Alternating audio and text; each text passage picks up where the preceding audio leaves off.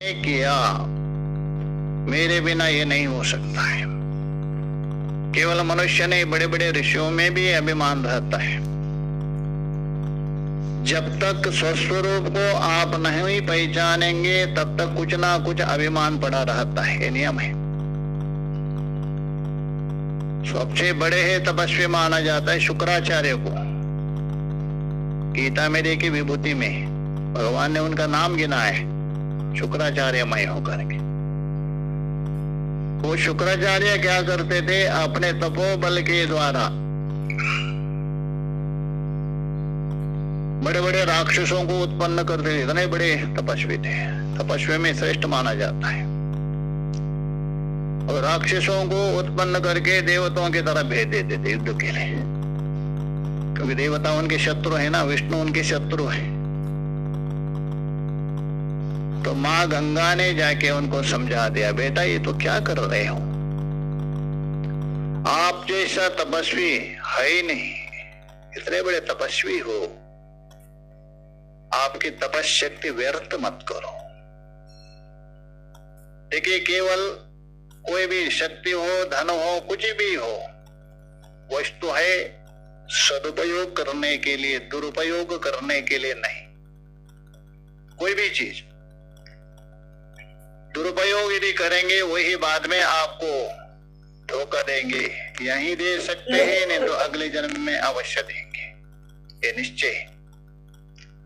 बहुत समझा दिया, तुम शक्ति को दुरुपयोग कर रहे हैं, ऐसा मत करो बेटा। उन्होंने कहा मेरी शक्ति है, मैंने तपस्या करके संपादन किया है, आपको क्या आपत्ति? आप तो देवताओं के पक्ष लेने वाली है ना, इसलिए आप चल जाओ। बहुत समझा दिया, नहीं माना। दुखी हो गए गंगा जी, क्या करे? भगवान शंकर जी के पास गए और उनसे कहा भगवान ऐसा ऐसा ही शुक्राचार्य करे, आप समझा दीजिए, आपकी बात अवश्य मानेंगे। भगवान विष्णु के बात जो तुम नहीं मानते हो, विष्णु उनके शत्रु है। और शुक्राचार्य को मृत संजीवनी दिया था भगवान शिव जी ने,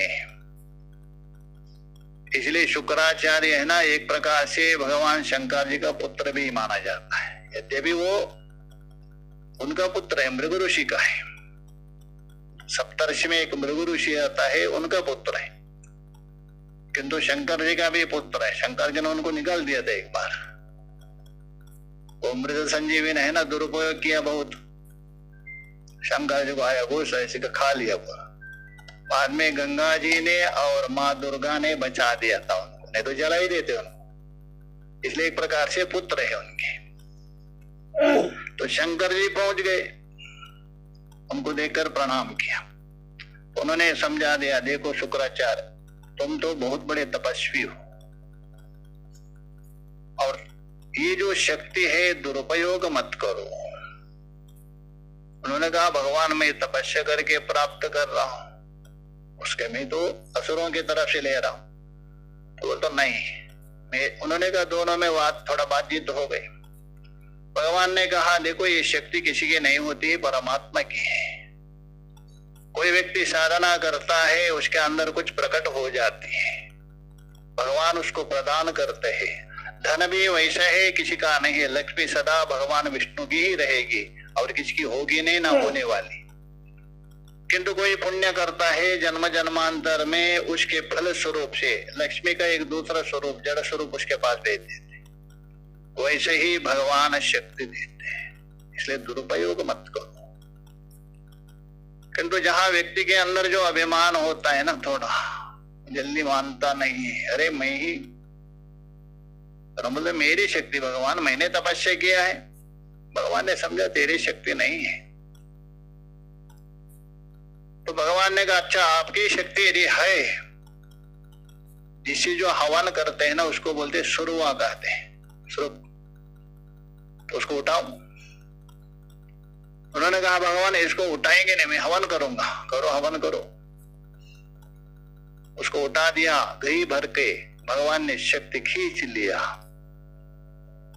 बस हाथ जैसा खड़ा है वैसा, ना ऊपर है ना नीचे।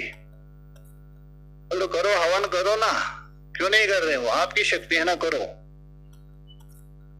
तभी आंख में आंसू आ गए, समझ गए भगवान मेरे से गलती हो गई। तो कहने का मतलब है सब परमात्मा का है, मनुष्य केवल अभिमान करता है बीच में, सबको वही चला रहे। जल को जो चला रहे वो सामान्य रूप से हमारे अंदर विशेष रूप से काम कर रहे, उसकी सत्ता है, इसलिए सबका करता वही, धरता वही है, इसलिए वहां भी करता है। इसलिए जो भी कर्म होता है कर्तृतंत्रम भवेत कर्मः, कोई भी हो कर्म कर्ता के बिना संभव नहीं। चाहे तो जल बह रहे वो भी कर्तृतंत्र है, परमात्मा के अधीन है।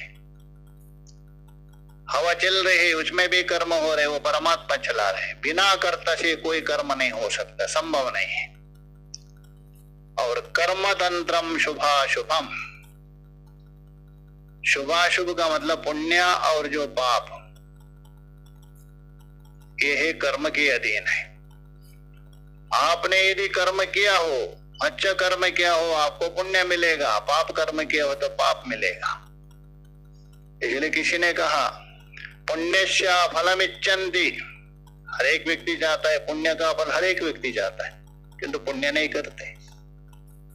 पाप का फल नहीं चाहते हैं किंतु पाप करना छोड़ते नहीं। तो इसीलिए जो कर्म के तंत्र का मतलब अधीन, कर्म आपने जैसा किया उसका रिजल्ट वैसा ही मिलेगा, शुभाशुभम। तो कर्म है कर्ता के अधीन है और फल है शुभाशुभ, ये कर्म के अधीन है। प्रमाण तंत्रम विज्ञानम, जो विज्ञान हो रहे हैं आपको ये प्रमाण के अधीन है। पुस्तक को आप देख रहे, माइक को देख रहे, ये आपके प्रमाण। आंख यदि ठीक है, मन लगा है, आपको ज्ञान होगा, कोई रुका नहीं सकते। प्रमाण ठीक हो, प्रत्यक्ष प्रमाण है। वैसे ही शब्द सुनते हैं, आपको परमात्मा का ज्ञान होता है, शब्द प्रमाण है, आगम प्रमाण है। जैसा आप आंख के द्वारा देखने से प्रत्यक्ष प्रमाण के द्वारा ये प्रत्यक्ष वस्तु का ज्ञान हो रहा है, कोई बाधक नहीं है। वैसे ही शास्त्र सुनते हुए शास्त्र का विषय है परमात्मा का ज्ञान होता है, ये श्रुति बता रहे। सुनते प्रश्न हो सकता है हम लोग इतने बार सुन रहे क्यों नहीं हो रहे। जैसे उल्लू देख रहे सूर्य को, क्या उल्लू को प्रकाश दिखता है क्या? नहीं दिखता है। अरे वह आप देख रहे भैया वस्तु को, आंख में कुछ दोष आ गए, क्या दिखेगा क्या? क्योंकि आपका प्रमाण खराब हो गया। जिस आंख से आप वस्तु को देख रहे, आंख प्रत्यक्ष प्रमाण है, उसमें कोई दोष आ गए, दोष को हटा दीजिए। तो आप प्रयास कर रहे ज्ञान के लिए नहीं, जो आंख में आया हुआ दोष है ना उसको हटाने के लिए। तो आंख में जो दोष आ गया उसको हटा दीजिए, हटा आपको घट का ज्ञान होगा। घट ज्ञान के लिए और कुछ करने की आवश्यक नहीं है। आपको नहीं दिख रहे, पूजा करो, चलो अरवचाक्षुषोपनिषद बात करो, मुझे घट दिखे नहीं, उस प्रमाण को ठीक करो। आप आंख को ठीक करो, आंख ठीक करना हो तो डॉक्टर के पास जाना पड़ेगा। तो ठीक यदि हो गया तो आपको जो ज्ञान होता है कोई रुकवा नहीं सकता। वैसे ही हाँ, परमात्मा को देखने की आंख हमारी एक ही है, इन आंखों से नहीं देख सकते। अंतर्दृष्टि जो आपका मन रूप आंख है, मन को आंख बना दीजिए, उस आंख से आप परमात्मा को, इसलिए मनसा एव आप्तव्यः। जो मन ही अशुद्ध है, देखने का साधन है, तो परमात्मा को कैसे देखेंगे, कैसा अनुभव करेंगे? इसलिए उस मन का ऑपरेशन करना पड़ेगा। जैसे आंख खराब हो गई, आपको दिखता नहीं है, तो उसका इलाज किया आंख, उसके बाद देखने शुरू हो जाती है। कैटरीन आ गई, आप ऑपरेशन से हटा दिया। तो वैसे ही मन का ऑपरेशन करना पड़ेगा। और मन का ऑपरेशन करने के लिए ऐसा नहीं, आपको प्रेमपुरी में आना पड़ेगा, सत्संग सुनना पड़ेगा। तो सत्संग सुनते सुनते क्या होगा, उसे धीरे धीरे आपका मन में जो है ना पर्दा पड़ा है, वो हट जाएगा। तो शुद्ध होने से आप उसका अनुभव कर सकते हैं। इसलिए श्रवण मात्र से शब्द यदि आपका सुनते ही प्रमाण यदि ठीक है, उसमें कोई बाधक ना हो, उसको ज्ञान होता है।